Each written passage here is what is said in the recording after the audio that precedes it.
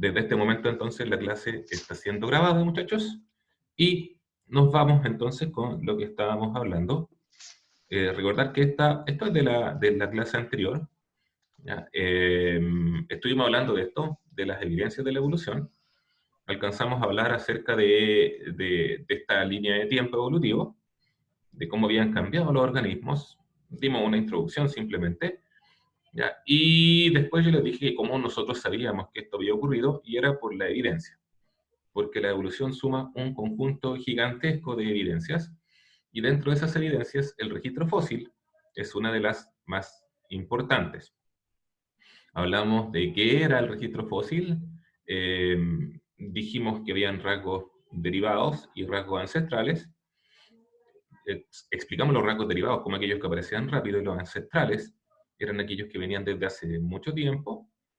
Aquí yo les puse un par de imágenes más, porque en ese momento hablamos de los rasgos derivados, hablamos de esos rasgos que aparecen recién, como las plumas, y en esos años, o sea, hay dos, entre comillas, dinosaurios voladores que se conocen. Uno de ellos, tal vez el más conocido, son los pterodáctilos, que los pterodáctilos en realidad eran reptiles con alas, eran reptiles voladores. Pero hay otros, como el Archaeopteryx, que fue el primer dinosaurio, tal vez, que tenía alas. Desde un pterodáctilo que no tenía alas, hasta el Archaeopteryx, que sí tenía alas, podemos hablar allí de un rasgo derivado. Hay total consenso en que los pterodáctilos sí volaban, y no se sabe si los Archaeopteryx volaban o no. No se sabe, pero ahí tenemos un ejemplo de los rasgos ancestrales y los derivados. Luego hablamos de, este vendría a ser un rasgo ancestral, las características del armadillo frente al gliptodonte. Conversamos las notables similitudes que tenían. Hablamos un poco de los fósiles. Esto va a ser importante entender las capas. Vamos a hablar hoy día un poquito de eso también. Y vimos algunos tipos de fósiles, el ictiosaurio, los amonites. También les mostré esta presentación. Y acá yo les hablé de que había unas que eran las muestras vivas, estos que están acá, material original, ¿ya? Es decir, una muestra que se encuentra fosilizada. Y uno de los ejemplos bien característicos es este, que es Otzi, que así se llamaba, el hombre de hielo, que fue encontrado por unos alpinistas. ¿Ya? Estos tipos andaban haciendo una excursión y de pronto ven, entre medio del hielo, con los deshielos, ven a este hombre semienterrado, así lo encontraron, así mismito, en esa posición. Está como flaco. Sí, probablemente después de 3.255 años sin comer, haya bajado un poco de peso.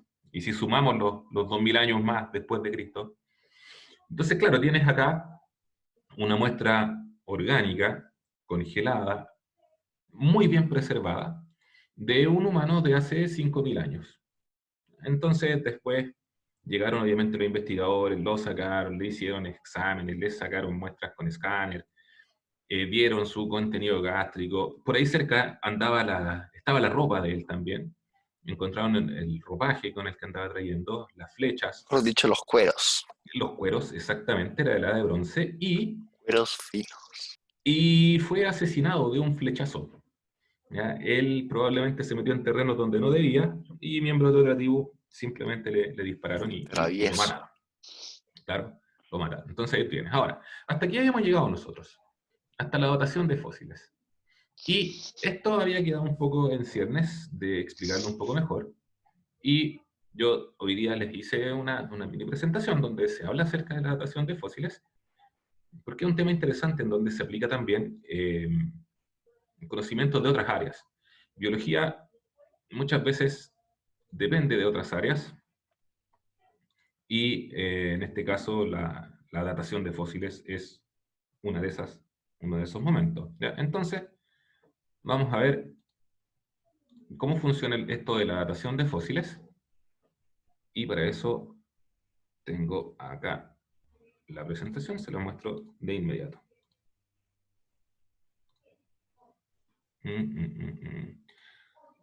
Acá. Bien, muchachos. Acá está entonces la presentación sobre la datación de fósiles, y nos dice, porque la edad no siempre se puede mentir, la datación de fósiles tiende a ser muy precisa. tiende a ser muy precisa. Hay distintas estrategias, las vamos a conversar enseguida. Algunas estrategias son mucho más precisas que otras, pero en general funcionan bastante bien la estrategia de datación de fósiles. Ahora, la pregunta es cómo podemos saber la edad de un fósil. Hay dos formas de saberlo. Una es la medición directa, la datación del fósil directamente. Eso implicaría sacar una parte del fósil y llevarlo a unos laboratorios para medir eh, eh, llevarlos a un laboratorio para medir ciertos elementos, ¿ya? Pero en la datación de fósiles, nosotros utilizamos algo más complejo que se llaman relojes atómicos, ¿ya? Que no son otra cosa que unos átomos especiales que están en la naturaleza de manera normal, pero que tienen un comportamiento particular. Esos relojes atómicos están representados por, usualmente, isótopos. Un isótopo, creo que lo describo acá, un isótopo es un elemento que es inestable. Y como es inestable, se va degradando para obtener estabilidad. En el fondo, un isótopo es comparable a un reloj de arena, ¿ya? Y vamos a usar esta idea de los relojes de arena para entender cómo se datan los fósiles. Para esto, es extremadamente importante que nosotros sepamos cómo funciona un reloj de arena. Ahora, es bastante fácil que nosotros sepamos cómo se utiliza un reloj de arena, entonces vamos a ver esos datitos, ¿ya? Vamos a ver cómo funciona la lógica de un reloj de arena. Si nosotros tenemos un reloj de arena, entendemos dos cosas, que hay un antes y un después. Y sabemos que de ese antes hacia ese después hay un flujo continuo, por lo tanto yo puedo calcular el tiempo. En un reloj de arena, por lo tanto, tenemos que saber primero cuánta arena hay disponible dentro del reloj. Nosotros en general no lo sabemos, ¿ya? Porque nosotros podemos comprar un reloj eh, que estén graduados. Tú puedes ir a una tienda, usualmente estas tiendas de juegos, de cartas o cosas por el estilo, y venden relojes de arena. Entonces, si quieres uno de 1 minuto, de 3 minutos, de 5 minutos. ¿Ya? Hay distintas duraciones. Pero si nosotros tenemos un reloj de arena, nosotros podríamos en cualquier momento saber cuántos gramos de arena hay a cada lado. A cada lado. Bien. Por lo tanto, la cantidad de arena disponible nosotros la podemos conocer. Lo otro que necesitamos saber es cuánto tarda su vaciado por completo. Por lo tanto, si este reloj es de 1 minuto, por ejemplo, yo sé que si acá no hay nada y acá está toda la arena, desde que empieza a caer, van a pasar 5 minutos hasta que pase toda la arena, o 1 minuto, no sé, ya ni me acuerdo qué les dije. Pero se entiende el concepto, ¿no? Siempre y cuando ese reloj parta desde el cero. Es decir, que parta desde el lleno total. Si ese reloj que están viendo en la imagen, yo lo doy vuelta en un momento como ese, ustedes no tienen cómo saber cuánto tiempo ha pasado ni cuánto falta. Porque ese reloj, si yo lo doy vuelta en este momento, no estaría partiendo desde cero. Un reloj de arena solamente resulta útil si es que parte desde cero. Y lo otro es que nosotros sabemos que la velocidad a la que pasa la arena es siempre la misma. Es decir, la tasa de vaciado de ese reloj es constante. Esos son los requisitos. Saber cuánto dura es un requisito. Lo otro es que necesariamente ese reloj tiene que empezar desde el cero. Y lo otro es que la velocidad del flujo sea constante. Ahora bien, esa es la lógica, ¿no? Si todo lo anterior se cumple, por si acaso esto es lo mismo, entonces, para un reloj de arena conocido se tiene lo siguiente. Primero, si ese reloj empezó realmente desde cero, siempre podremos saber cuánto tiempo ha pasado si podemos saber cuánta arena queda en un lado del reloj. Le falta la A. El ejemplo es simple, creo que alcancé a comentárselo en la clase pasada. Si yo tengo un reloj de arena que dura 1 minuto, y ese reloj de arena tiene 4 gramos de arena, si en un momento determinado yo detengo ese reloj y quedan 2 gramos de arena por pasar, ¿cuánto tiempo ha pasado? Recordemos, 4 20 gramos, segundos. 1 minuto. ¿Ya? Por lo tanto, efectivamente, si le quedan 2 gramos, o sea, le queda la mitad, quiere decir que le queda la mitad del tiempo. Le faltan 30 segundos. Pero eso solo funciona si es que empezó de cero, porque si no empezó de cero, nunca podremos saber cuánto tiempo queda o cuánto ha pasado. ¿Ya? Si es que no empezó de cero, ¿ya? Salvo que sepamos si efectivamente logramos. Ahora, un reloj de arena solamente será útil si sabemos sus determinantes, las que están descritas acá. El tiempo, que parta de cero y que su tasa sea constante. ¿Ya? Pero lo fundamental es esto. Esa es la lógica dentro de un reloj de arena. Pero un reloj de arena no nos sirve para datar fósiles. Para datar fósiles necesitamos relojes atómicos. Y aquí ya tenemos que empezar a hacer la analogía. Un reloj atómico es muy similar a un reloj de arena, con algunas diferencias. La primera diferencia es que en vez de usar arena, usamos isótopos. ¿Qué es un isótopo? Es un tipo de átomo que es inestable, es decir, es un átomo que existe, pero que de a poco va, entre comillas, desapareciendo. En lenguaje técnico, un isótopo se va degradando para transformarse en un átomo estable. Eso es lo que hace. Por ejemplo, pensemos que podemos pensar hasta cierto punto que un reloj atómico, que un isótopo, es como eh, un perro que está mojado, que tiene agua, que no debería tenerla, y ese perro se empieza a sacudir, ¿ya? Hasta estar seco. En ese punto de vista, el perro mojado sería el isótopo. Sacudirse para eliminar el agua sería que ese isótopo se va degradando, y el perro seco sería el átomo estable, ¿ya? Haciendo un poco una analogía. Claro que los isótopos usualmente se van degradando en otros tipos de átomos, pero más o menos esa es la idea. Porque los isótopos tienen eh, partículas subatómicas extra. ¿Ya? Esa es la idea. Tienen normalmente algunos neutrones adicionales. Haciendo la analogía con el reloj de arena, el isótopo correspondería a la parte de arriba del reloj de arena. La degradación correspondería al pasar hacia abajo del reloj de arena. Y estar abajo significaría haberse transformado en un átomo estable.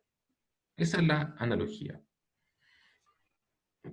Entonces, vamos entendiendo un poco la idea.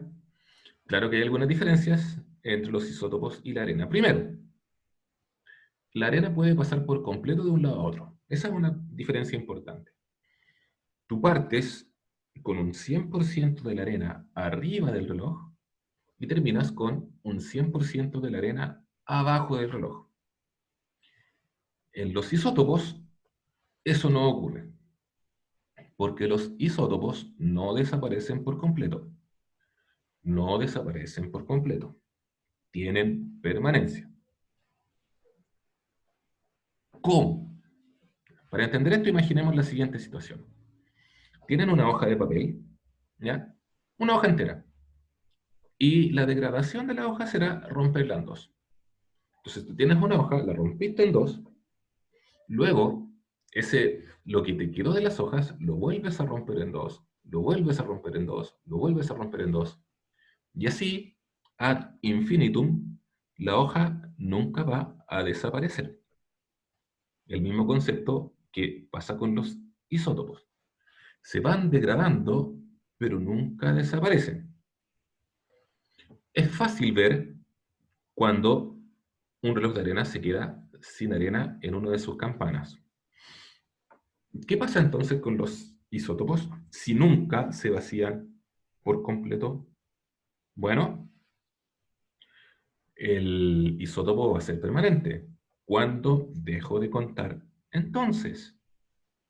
Y ahí viene un concepto importante. El concepto de vida media, que se define como el tiempo que pasa desde que una cantidad n de un isótopo se ha degradado a la mitad. Vamos a poner un ejemplo para entenderlo más sencillamente, con uno de los isótopos más conocidos que se llama carbono 14. La vida media del isótopo carbono 14 es de 5.730 años. O sea, si tú partes con 100 gramos de carbono 14, en 5.730 años más te van a quedar solo 50 gramos. Pero, si dejas pasar otros 5.730 años, te van a quedar 25 gramos. Y si dejas pasar otros 5.730 años, te van a quedar 12,5 gramos.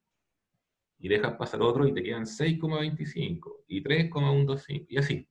Si se dan cuenta, nunca desaparece. Ahora, después de una vida media, entonces te quedan 50 gramos de carbono 14 y los otros 50 se transformaron en otro átomo más estable. En este caso se transforman en nitrógeno 14. ¿Eh? Ahora, ¿cuál es el problema? Ya, perfecto, lo entiendo. Pero, ¿cuándo el reloj del carbono 14 o cualquier otro reloj atómico se pone en cero? Porque yo aquí te estoy dando la idea, te digo, partes con 100 gramos, ok, pero ¿cuándo partes? ¿En qué momento partes? Te tienen que decir ese momento cero, tienes que saber ese momento cero. Entonces, nos vamos a explicar esta idea. Tenemos distintos relojes atómicos y los distintos relojes atómicos se ponen a cero en distintos momentos, pero esos momentos los conocemos. Y ahí está la clave del asunto. Por ejemplo, el reloj del carbono 14 se pone a cero cuando las plantas hacen fotosíntesis. La razón es que en la atmósfera existe el carbono, hay carbono 12, que es el más frecuente, hay carbono 13 y hay carbono 14. Pero la cantidad en la que se encuentra en la atmósfera es fija. Voy a poner un ejemplo súper simple que es irreal, pero es para entenderlo. Voy a poner la pantalla. Pensemos en lo siguiente. Insisto, es falso en los números, pero el planteamiento es lo que interesa. Supongamos que en la atmósfera hay un 80% de carbono 12, carbono corriente, hay un 15% de carbono 13 y hay un 5% de carbono 14. En cualquier momento, un 5% de carbono 14. Las plantas hacen fotosíntesis, toman el carbono de la atmósfera, toman el CO2. Por lo tanto, de todo el CO2 que toman de la atmósfera, un 5% de ese CO2 es con carbono 14. Pues bien, la planta toma ese carbono y hace estructuras. La planta ocupa parte de lo que ella produce en fabricar ramas, fabricar madera, fabricar fibra vegetal. Eso quiere decir que en un tronco, en una rama de una planta, el 5% de la estructura de esa planta está hecha con carbono 14. Y el otro porcentaje está hecho con carbono 13 y con carbono 12. Por lo tanto, yo sé que en una plantita hay un 5% de carbono 14. Por lo tanto, una planta cuando está haciendo fotosíntesis está teniendo un 5%, insisto, ese número es falso, es mucho menos, pero es para entenderlo fácil. Esa planta estará con un 5% de carbono 14 en su estructura. Esa es la idea. Ahora bien, volvemos a la presentación. La pregunta ahora es, ¿cuándo empieza ese carbono a decaer? ¿Cuándo empieza a transformarse en nitrógeno 14? Y bueno, se empieza a degradar cuando la planta, o quien se haya comido a esa planta, se muera. Eso es lo que pasa. Entonces, en ese sentido, un reloj atómico de carbono 14 se pone a cero cuando la planta está viva y comienza a contar cuando la planta o quien se haya comido a esa planta se muere. ¿Ya? Ojo, uno podría pensar, bueno, si la planta está viva, el carbono 14 también se está degradando. Claro, se está degradando, pero también está entrando nuevo carbono 14. Entonces, cuando la planta está viva, entra carbono 14 y se degrada, entra y se degrada, entra y se degrada. Pero cuando la planta se muere, deja de entrar. Por lo tanto, ahí simplemente se empieza a degradar. Es como que tengas un vaso, o una lata tal vez, una lata que tiene un pequeño agujero. ¿Ya? De modo que si tú le agregas agua, el agua se sale de inmediato. ¿Ya? Si tú tienes perfectamente regulado la cantidad de agua que entra, con el agua que sale, la lata va a estar llena, siempre. Le entra agua, le sale agua, le entra agua, le sale agua. Pero cuando deja de entrarle agua, la lata se empieza a vaciar. ¿Ya? Lo mismo en el caso de la planta. Le entra carbono 14, le sale, le entra, le sale. Cuando la planta se muere, deja de hacer fotosíntesis, chao, carbono 14 se empieza a degradar. Y tú puedes contar. Esa es la idea. Pero, mister, Dígame. cuando uno se come una planta, uno ¿Sí? también se queda con el carbono 14.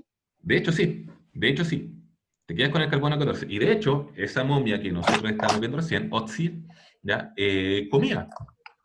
Y sabemos con precisión que murió hace 3.255 años antes de Cristo por el método del carbono 14. Porque simplemente él, de hecho se sabe que tenía 45 años cuando murió, o sea, así de preciso es. ¿Qué es lo que pasó? Él comía plantas, incorporaba carbono, con ese carbono que él comía, él fabricó proteínas, fabricó huesos, fabricó músculos, por lo tanto el carbono 14 de la atmósfera de esos años quedó en sus tejidos. Y después se pudo sacar una muestra de carbono 14, se quema, cuando combustiona, se mide con mecanismos para medir isótopos y se pudo calcular en qué año había muerto. Así de preciso es. Mister, Efectivamente, pasa también a los animales. Dígame. y si que un animal es carnívoro y nunca comió una planta. Ese animal carnívoro que nunca se comió una planta, sí se Come comió herbívoro. a animales que sí comían plantas. Entonces, claro, tú puedes pensar que un puma nunca se comió una Oh, planta, pero el conejo que alimentó al puma sí se comió una planta. Por lo tanto, Ah, también quedó ahí. Y de hecho, el carbono 14 se utiliza para datación hasta de utensilios. Si tú encuentras un barco, por ejemplo, sumergido, ¿ya? Y es un barco que no tienes idea de la tecnología que tenía, era un barco muy antiguo, una canoa, por ejemplo, tú puedes sacar madera de ese barco. Y la madera de ese barco va a tener también carbono, y por lo tanto puedes hacer una prueba de carbono 14 y decir en qué momento se cortó el árbol del cual se hizo esa madera. Claro, ahí cambia un poco la precisión porque, bueno, si el árbol lleva muerto 1000 años, te daría un margen de error ahí. Pero usando el carbono 14 puedes tener muy buenas aproximaciones, ¿ya? La idea de eso está representada en este dibujito. Tengo carbono en la atmósfera, hay carbono 12, el carbono corriente, y hay carbono 14. Con la fotosíntesis se incorpora carbono 14 en los vegetales. Los herbívoros van a incorporar parte de ese carbono 14, lo que me preguntabas recién, y luego un carnívoro, cuando se coma estos herbívoros, también va a incorporar carbono 14. Y ese va a estar en los huesos, va a estar en su estructura, por lo tanto, puede datar con relativa facilidad. Cuando nosotros ponemos la tasa de degradación del carbono 14 en una tabla, en un gráfico en realidad, podemos ver perfectamente que nunca se va a acabar. Recordemos el ejemplo de estar picando papelitos. Ese cero en realidad que aparece acá nunca va a ser cero. Lo que pasa es que los instrumentos de precisión que nosotros utilizamos llegan a un punto en que no son capaces de detectar cuánto está quedando. Y eso lo equivalemos al cero. Entonces, lo que decíamos hace un rato, la muerte del organismo comienza el decaimiento, comienza la degradación, luego de una vida media, luego de 5.730 años, queda la mitad del carbono 14, luego de otra vida media, 2 vida media, queda un 25, otra vida media, queda un 12,5, otra vida media, queda un 6,25. Y en esta tabla se hace evidente algo interesante. El carbono 14 solamente me sirve para datar elementos que son recientes. O sea, hasta los 60.000 años. Incluso menos, por si acaso. Como nuevo. Relativamente nuevos. Un fósil de un dinosaurio tiene por lo bajo 60 millones de años. Por lo tanto, el método del carbono 14 no me sirve para datar fósiles. Me sirve para datar descubrimientos arqueológicos, momias, ¿ya? Cuestiones de las sociedades humanas más recientes. Claro, ahí voy a andar bien. Pero para datar fósiles de 60 millones de años o más de 200 millones de años, no me sirve el carbono 14. Pero eso no es problema, ¿ya? Porque simplemente tenemos que buscar otros elementos que tengan vidas medias mucho más extensas. Y afortunadamente hay. Por ejemplo, aquí, en esta tabla, que se ve muy pequeña, lo entiendo, por eso acá está más amplia, aparece la cadena de degradación del elemento uranio 238. Esto es un poco más técnico. Aquí los rayos están emitiendo distintos tipos de radiación. Hay radiación alfa, radiación beta. Probablemente lo vean en química. Tiene que ver con cuáles son las partículas que está perdiendo. Pero, por ejemplo, aquí están indicadas los periodos de vida media. Del uranio 238 no alcanzo a ver, pero son algo así como 4.500 millones de años. El uranio 238. Por lo tanto, si tú eres capaz de detectar uranio 238 en un elemento, y digamos, supiste cuánto tardó en transformarse en polonio 218, por ejemplo, bueno, se tardó mucho, o sea, muy poco, esta degradación muy poco, habría que sumar todas estas. ¿Ya? Desde uranio 238 hasta el polonio 218 son todas estas vías medias. ¿Ya? Si se fijan aquí ya estamos hablando de millones de años de vida media. De hecho, hay algunos isótopos cuyas vidas medias se miden en miles de millones de años. Si estamos hablando de miles de millones de años, entonces ya podemos datar fósiles con relativa facilidad. Pero ahí viene otro pequeño problema, y es que uno de los contadores interesantes para datar fósiles, creo que el cesio, está en el texto que les mandé, lo pueden leer ahí también, no se encuentra en muestras orgánicas. O sea, uno podría tomar un fósil, sacarle una partecita y ver cuánto cesio tiene, simplemente porque en la materia orgánica no es capaz de fijarlo. Voy a volver a la presentación que teníamos antes. Pero yo les dije que, que iba a ser importante para un tema más adelante. Vamos a ver esto de nuevo. Entonces, ¿qué es lo que pasa? Volvamos a esta imagen que yo les dije que iba a ser importante, esta que tenemos acá. Ese radioisótopo, que es el nombre correcto, es emitido en las erupciones volcánicas. Y ahí se pone a cero. Por lo tanto, ese radioisótopo, ese isótopo, nosotros lo vamos a encontrar en un tipo de roca que se llaman rocas ígneas. Las rocas ígneas son aquellas que salen de los volcanes, son rocas calientes que se enfrían. Esas son las rocas ígneas. Entonces, pensemos en el dibujito, este que está acá. Hay una función aquí que ampliar que yo no la conocía, ahora la conozco, me parece excelente. Pensemos en este dibujito. Y voy a sacar, un momentito, el puntero láser, ahora sí. Ah, no sirve, no importa. Pensemos en ese dibujito. Pensemos que tú encuentras un fósil aquí, en esa zona que está ahí, en ese estrato, en esa capa, la capa gris, por debajo de la naranja y por encima de la capa rosada. Y tú te encuentras un fósil ahí. ¿Cómo sabes la edad que tiene ese fósil si ese fósil no fue capaz de guardar el cesio que venía de las erupciones volcánicas? Es bastante simple. Tomas cesio de esta capa, de la capa rosada, y calculas la edad. con la misma técnica del carbono 14, solo que con diferente duración de años. Entonces, hagamos por cuenta que tú calculaste hace cuántos años se depositó esta capa, y tú dices que esa capa se depositó hace 250 millones de años. Porque hubo erupciones volcánicas y con frecuencia, entonces no pasan miles de años entre una erupción y otra. Y aunque así fuera, miles de años, al momento de datar fósiles, es muy poco. Entonces tú determinas que aquí son 250 millones de años, sacas otra muestra de aquí arriba, y te dice que esa capa tiene 210 millones de años. Recordemos que el fósil tú lo encontraste aquí.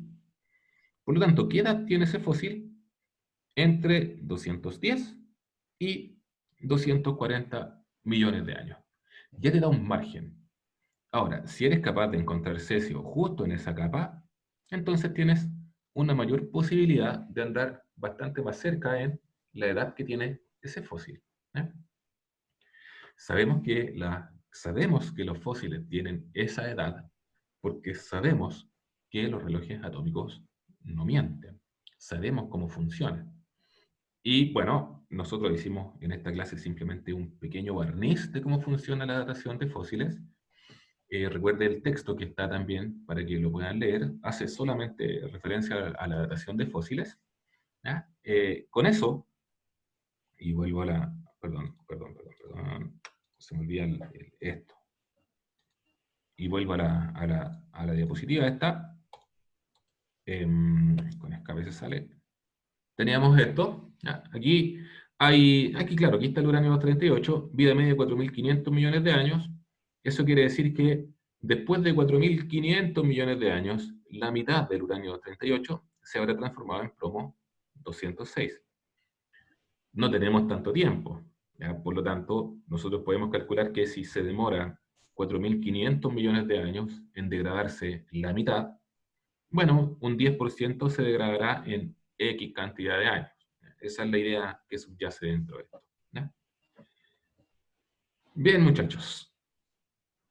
¿Dudas con respecto al contenido? En la clase siguiente seguimos con más evidencias, ¿vale? ¿Se entiende la idea de la datación de fósiles? Sí. El uso de la vida media, ¿ya? Es importante. Más adelante van a hablar de nuevo de vida media en química, van a hablar de isótopos en química, y ahí van a tener muchas más herramientas. Por lo pronto esto me sirve para que podamos entender el fenómeno de la datación de fósiles, que es lo que nosotros vemos desde la parte biológica, ¿vale? Vale. ¿Todo bien, muchachos? Todo Understand. bien. Sí. Excellent. Wait a minute. Necesito sacar la asistencia. Y por la asistencia le tomo una fotito a la pantalla. ¿Ya? Y con eso estaríamos por hoy. Muchachos, no salgan todavía. Ponemos la asistencia. Ahí Ya. estamos, muchachos. Ya, ahí tenemos la asistencia. Bien, muchachos, es todo por hoy. Vayan a la página, descarguen los archivos, y la clase la subo durante el día. ¿Vale? Vale. Que estén muy bien, muchachos. Un gusto estar con ustedes. Que descansen. Chao. Chao, chao, muchachos. Chao. Chao, chao. Chao, mister. Chao. Chao.